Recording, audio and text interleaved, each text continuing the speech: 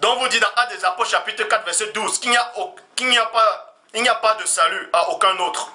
Car il n'y a sous le ciel aucun autre nom qui a été donné parmi les hommes par lequel vous puissiez être sauvés. Donc on vous montre ici dans Actes des Apôtres chapitre 4 verset 12 que la personne du premier-né a reçu ce nom-là. Il est le seul à avoir reçu ce nom-là. Ce nom-là que vous avez accepté, ce faux nom-là de Jésus-là. On vous dit ici là qu'il est la seule personne, le seul être humain qui a reçu ce nom-là. Est-ce que vous comprenez? Or, expliquez-moi alors, dans Luc chapitre 3.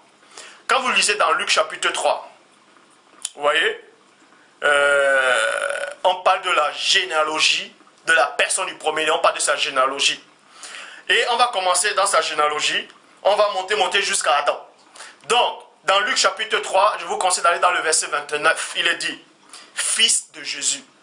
On va lire dans cette version, dans votre propre traduction, quand vous dites que Jésus c'est véritablement son nom.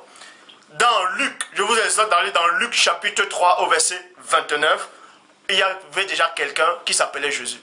Est-ce que vous comprenez? Il y avait déjà quelqu'un qui avait ce nom-là. C'est écrit, fils de Jésus. On vous dit même que ce Jésus-là a eu des enfants. Hein? Or, dans Actes des Apôtres chapitre 4 verset 12, on vous dit, Actes des Apôtres chapitre 4 verset 12, Philippiens 2 9, Hébreux 1 4, qu'il est le seul à avoir reçu ce nom puissant. Or, on voit qu'avant qu'il ne soit même sur la terre, il y avait déjà un homme qui portait déjà ce nom-là.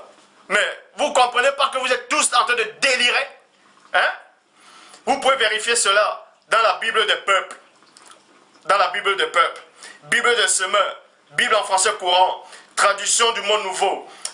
Nouvelle édition de Genève. Traduction écuménique de la Bible Torbe. Bible de Jérusalem. Traduction Abbé Philon. 8 secondes du 910. Donc, dans Luc chapitre 3, verset 29. Il y avait un homme qui portait déjà le même nom là. Ce nom de Jésus là. Alors, on vous dit que ce nom-là vous sauve. Donc cet homme-là, il ne vous a sauvé par son nom, avant que le Christ lui-même n'arrive. On vous dit que c'est un nom qui est au-dessus de tout nom. Comment se fait-il que cet homme-là, avant que Christ n'arrive, portait déjà ce nom? Quand je vous dis, vous ne connaissez pas le Dieu véritable, vous êtes tous dans l'erreur, vous croyez que je suis en train de délirer.